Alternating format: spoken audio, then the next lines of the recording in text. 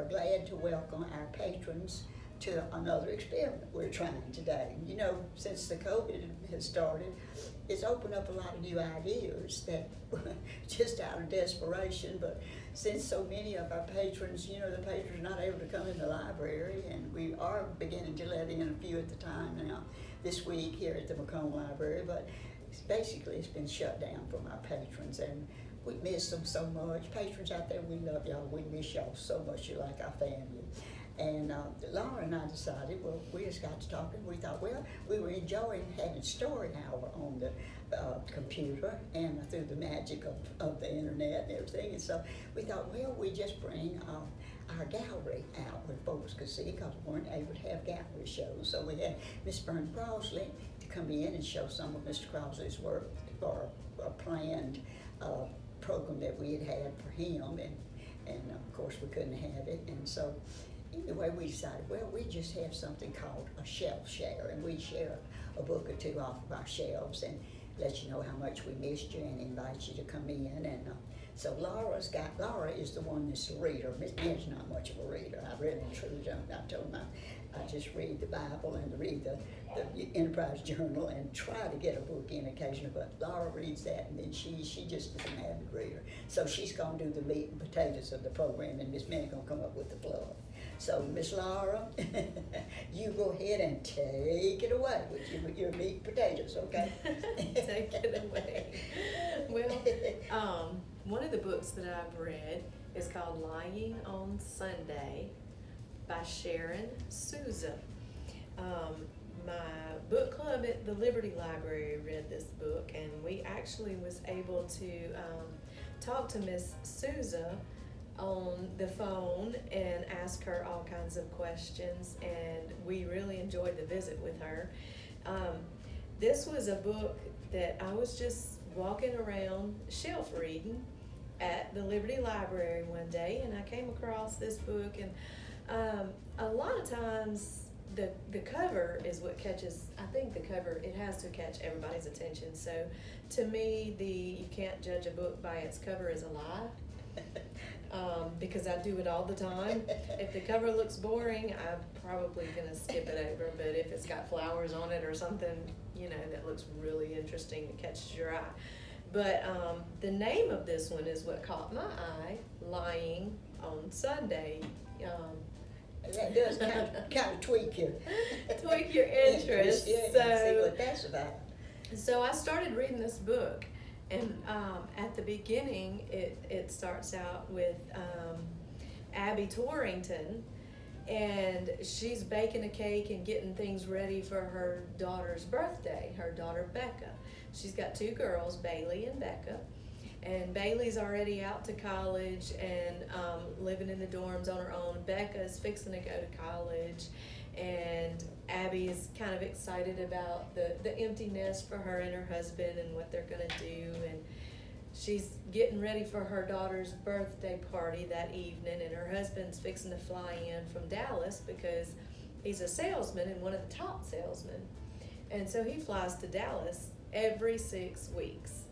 Well, while she's getting the cake ready, her phone rings, and she picks up the phone, and this lady says, "This is so-and-so head nurse from the San Diego hospital," and she's thinking, what on earth are you calling me for? Well, I mean, San Diego hospital, why?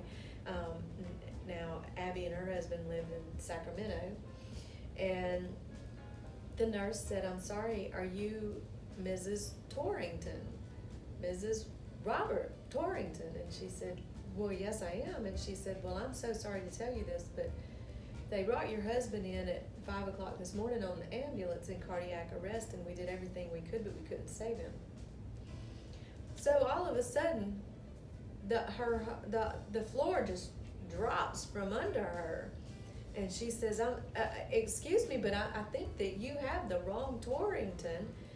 And the nurse said, "No, ma'am, I don't think so. You are Mrs. Robert Torrington." And she said, "Yes, but I think that you have the wrong one, because see, my husband's in Dallas." And she said, "Actually, he's on the plane now, headed home, because it's my daughter's birthday." And the nurse said, "Ma'am, I'm really sorry, but and she rattles off his social security number, his address, and it's her husband. And she's still this whole time thinking, there's no way, there's gotta be a mistake. So she gets off the phone and she calls her husband's cell phone, and it goes straight to voicemail. She can't get in touch with him, and she's sitting here not knowing what to do. And she finally calls the hospital back and says, well, who brought him in? How did he get there? What? And they said, well, he came in alone on the ambulance, but a woman did ask about him, but when the doctor went out to find her to let her know, she was nowhere in the hospital. And so now she's thinking, a woman, okay, so this can't be my husband. So then she gets a call from her best friend, and she says, I just got this call and my husband's dead. I don't know what to do. So her best friend hurries up and comes to her house and is sitting there with her, and she says, but this is Becca's birthday. It can't be him. So then Abby thinks to call her husband's office, and the secretary answers, and she said, where is Rob? Because I thought he should be coming in from Dallas. And she said, the secretary said, Dallas? He hasn't been to Dallas since the beginning of the year. It's been a year. He's been in the valley. He hadn't been. And she said, oh.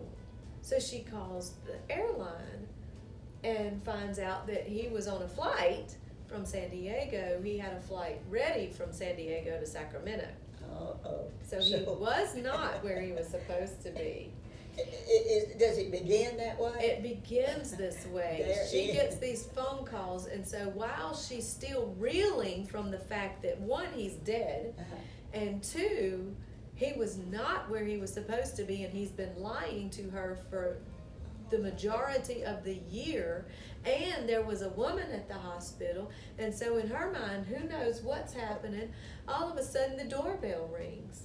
And this official-looking man is at the door, and she opens the door and says, I know, the hospital's already called. And the man said, I don't know what you're talking about, but here, and handed her an envelope of papers.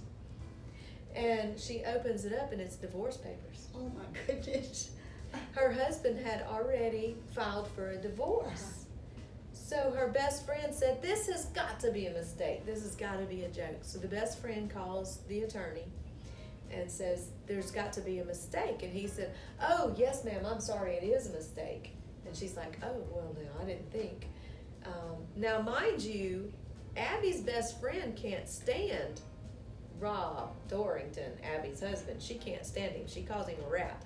But her friend is in distress, and she's not going to rat him out, so to speak. So she says, it's a mistake.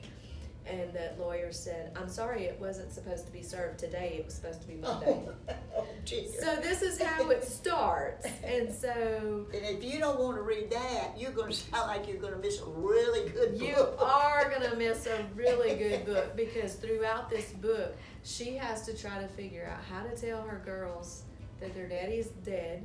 And then the whole time she's trying to keep from them this evidence that keeps mounting, that you've got to hear about where her husband has been and what he's been doing all this time. And throughout this book, there's a lot of serious parts. There's some parts that I even cried. And then... You know, a good book, always, a really good book, a lot of times you always cry. There are some parts where I laughed out loud because of her humor. And but it's a really... I would say I love this book. It was a really fun read. It's called Lying on Sunday by Sharon Souza. And her last name is spelled Souza. And we do have this book in the Macomb Library and Liberty. Yeah. I'm not sure what other libraries in the system we have, but we do have it. Well, I know Liberty a few years back had a great book club. We did have a very some really good books. You really did. Well, that sounds That's like a oh, what a tangled web we weave at first we That's decide right. to deceive. That's right. And I mean, he had no idea he was going to die before he could No, divorce her. before he could get that done. Well, that was one side of the seesaw. Now, let's hear the fluff. Let's do the fluff on the other side of the seesaw. Miss Mattie just reached fluff. Serious people in fluff. Well, you know, I'm crazy about this book. I just absolutely love it. And I was coming home one time from Story Hour over in Amite County, and I was driving home around dinner time, and I was on listening to AFR, the American Family Radio, and there's a book review of, the ladies program that comes on a talk show, and they were talking about books.